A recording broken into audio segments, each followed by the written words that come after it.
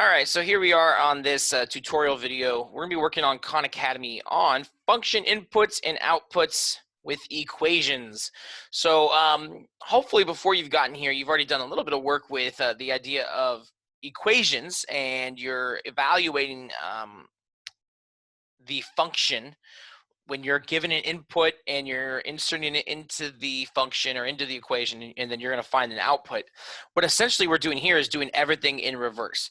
We're basically asking you, hey, here is the output. What is the input? And what usually gets students confused on this is going to be just the way it looks. It looks weird. So let me walk you through this, and hopefully it'll make a little bit more sense. We'll do 4 problems together, and hopefully you'll be set up for some success. In this case, we're given a g function, g of x equals negative 3x minus 8. So that is telling us, here's our g function. This is what the g function represents.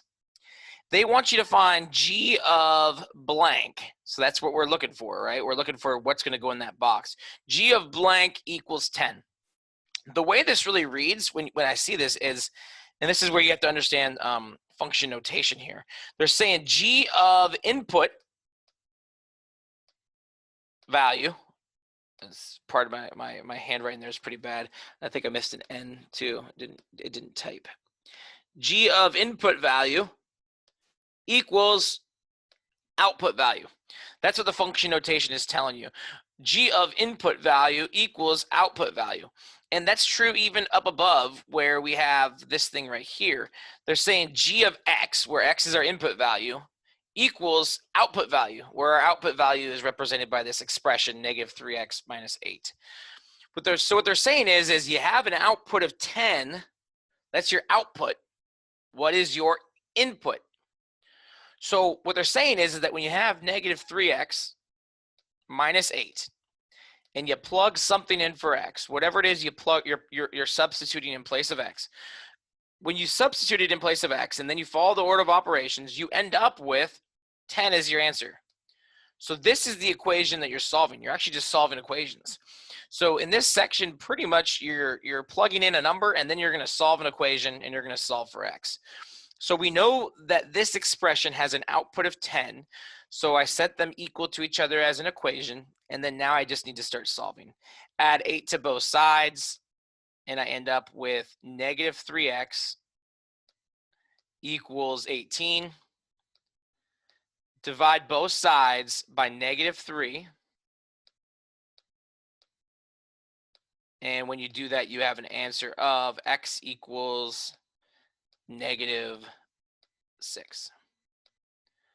So working at it, kind of working backwards, what we're saying is that when you take the g function and you have an input value of negative 6, you get an output of 10.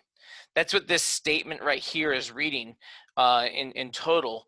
And that's kind of one of the values that we like about functions anyways, is that it tells the whole story. It tells you what function you're using, what was your input, what was your output. Whereas when you're dealing with just equations with x's and y's and you're not doing it in function notation, it's not telling the full story. There's one problem. We're going to go ahead and do 3 more here. So let me clear off that screen. These are all, I think, pretty similar in Khan Academy. We're given a new function, f of t equals 5t minus 7. We're being asked to find f of blank. So find the input for the f function that produces 48. So we're going to take 5t minus 7. We do not yet know what t is, our input value. We don't know what the input value is, but we do know that whatever that input value is, the output is 48. When you plug a number in, you get 48 out of it. So we have 5t minus 7 is equal to 48, and then it turns into a, let's solve and figure out what t is. So I'm going to add 7 to both sides. 5t equals 55.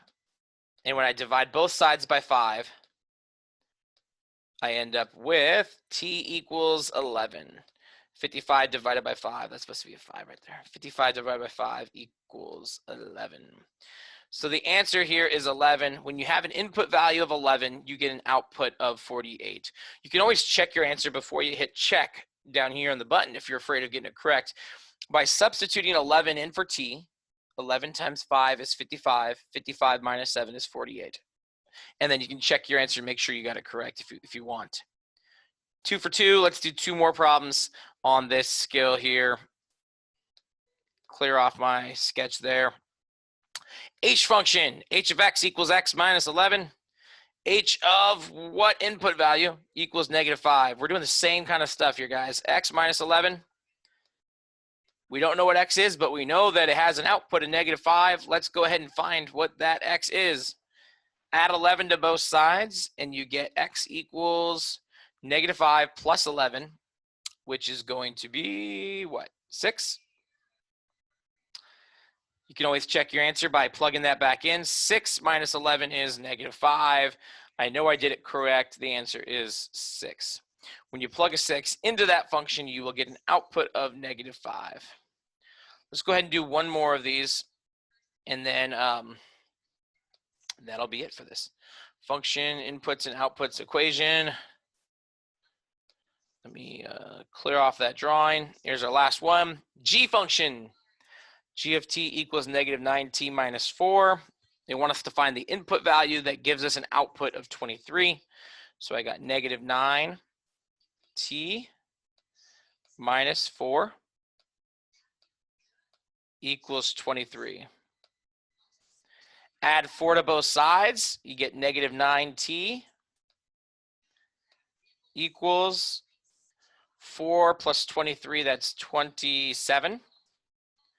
Divide both sides by -9, and you get t equals -3. You can check your work before you type it in if you want to. Substitute the -3 in for t. -9 times -3 is positive 27. 27 take away 4 is 23. So this is the correct answer. It is -3. I think where students could maybe get caught up on this skill is either in the beginning, figuring out what am I even being asked to do. But once you get that down and you kind of understand the way that the inputs and outputs are related to one another, then it just turns into solving equations. So if you're good at solving equations, then this skill should be super easy to you once you understand what you're being asked to do. All right, go ahead and have a great day, guys. Take care.